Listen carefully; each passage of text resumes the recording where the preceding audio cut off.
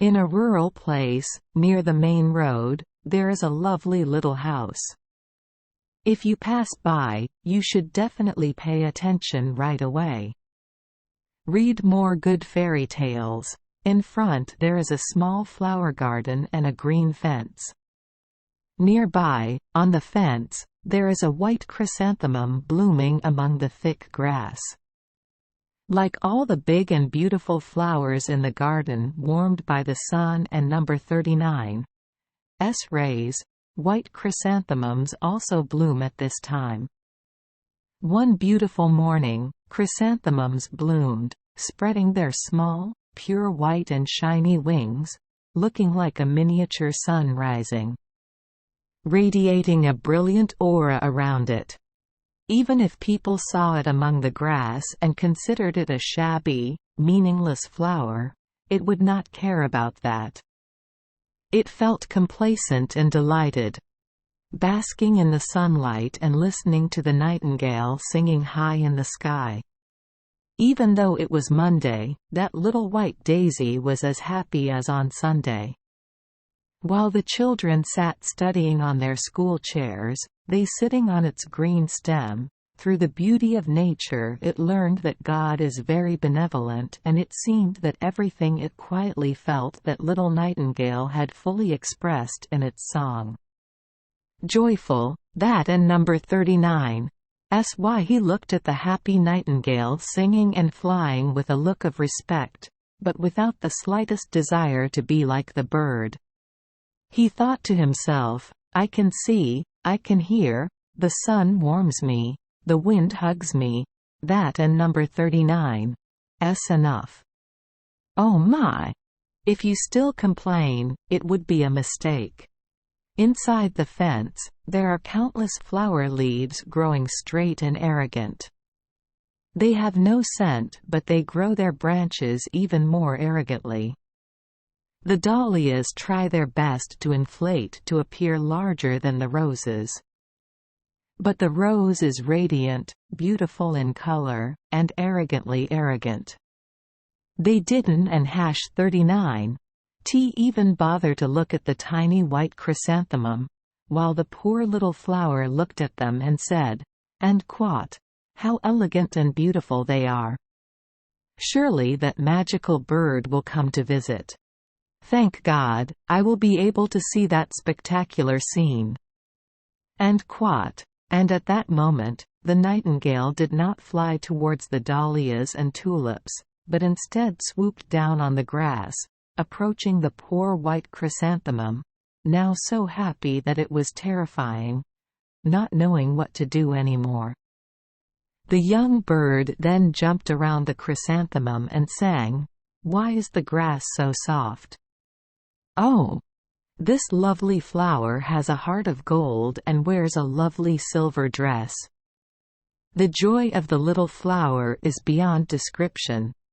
The bird kisses the flower and then sings to the flower, then flies back into the deep blue sky. Nearly half an hour later, the flower still wasn't and #39's moved. Partly embarrassed, partly ecstatically happy from the bottom of his heart, he looked at all the other flowers in the garden. Having witnessed the honor of the white chrysanthemum, they should understand its joy.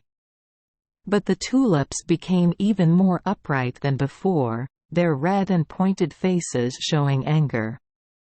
The dahlias were sullen. Fortunately for the poor white chrysanthemum, if they knew it, they wouldn't and #39's have uttered so many offensive words. The little flower knew that, so she felt sad because of their vicious attitude. Moments later, a girl, holding a large, sharp and shiny knife, entered the garden, approached the tulip bush, and cut each flower one by one. The little daisy sighed, "Poor thing. It and number 39's clearly terrible. That and number 39's it, the life of the tulip sisters is over." Then, while the girl carried the bunch of tulips away, The white chrysanthemum was happy because it was just a small, shabby flower growing among the grass. Understanding the benevolence of God, filled with gratitude to Him, at dusk, it closed its wings, fell asleep, and dreamed all night of the sun and the nightingale. The next morning, when the white chrysanthemum bloomed again with its wings catching air and light, it immediately recognized the sound of a nightingale singing, but in a very sad voice. The nightingale was rightfully sad because people caught it and locked it in a cage hanging on the window. The bird sang in praise of a free and happy life, the beauty of green fields and happy lives, its trip in the past, high in the sky. The white chrysanthemum wanted to come and save the bird, but what could she do? That and number 39's a difficult thing. His compassion for the poor imprisoned bird made him forget the beautiful scenery around him, the warm sunlight and even his own dazzling white flower petals. Soon there were two boys. Going into the garden, the older boy held a long and sharp knife like the knife used by the daughter who cut the tulips. White Chrysanthemum saw them walking towards him, not understanding what they were planning to do to him. "We can cut the good grass here and bring it back to the nightingale." One boy said so, then began to make a square cut around the base of the chrysanthemum tree. "White," the other boy said, "pluck the flower." Hearing that, the white chrysanthemum trembled in fear. "If you are uprooted, your life will be over, right?" And there was never a time like this when he wished to live and be placed in the cage with the imprisoned nightingale along the grass. The older boy replied, "It and number 39's better to leave it alone." So the white daisy escaped and was placed in the cage with the nightingale. The poor bird flapped its wings against the bars of the iron cage, lamenting sadly for its fate as a prisoner. The white chrysanthemum wanted so much, but she could and 39 say a word of comfort to the bird. The whole morning passed like that. The imprisoned bird cried out, "The whole country is gone here, everyone is gone, not even a drop has been left for me. My throat is dry, my body has a severe fever, I and number 39 am so suffocated. Alas! So I had to die, away from the bright sun, away from the green grass and away from all the wonderful beauty of creation." Then the bird nestled its beak into the wet grass to cool down a bit. The bird suddenly saw a white chrysanthemum, nodded in greeting, kissed the flower and said, "You too, my poor little flower, will die here. They will bring you and a few blades of grass to me in exchange for my free life. Now for me every blade of grass is a tree, every white petal of yours is a fragrant flower. Oh! You have reminded me of everything I have lost." Unable to move, the white daisy thought to herself, "If only I could comfort him?" But its fragrance radiated differently than usual. The nightingale knew that, so even though it was withering from intense thirst and had to pluck off one stem after another, it still kept it from touching the flower. Read, "It and number 39's already night and no one has come home to give the poor nightingale a drop of water." So it spread its beautiful wings, waved, twitched, and sang a sad song.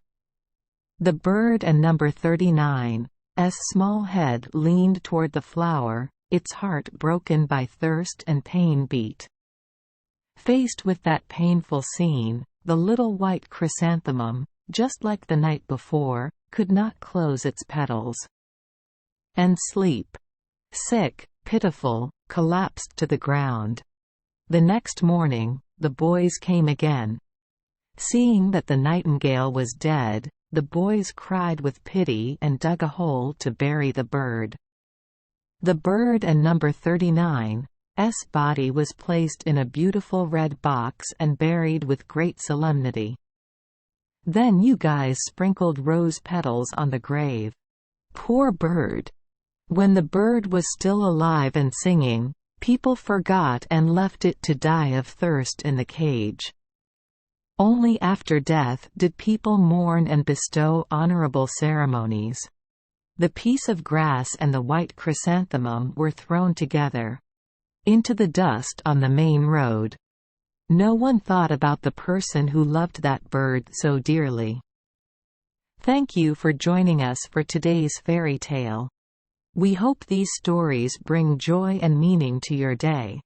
If you love our channel, please hit the subscribe button so you won't miss any exciting tales. Wishing you a good night and sweet dreams. See you in the next story.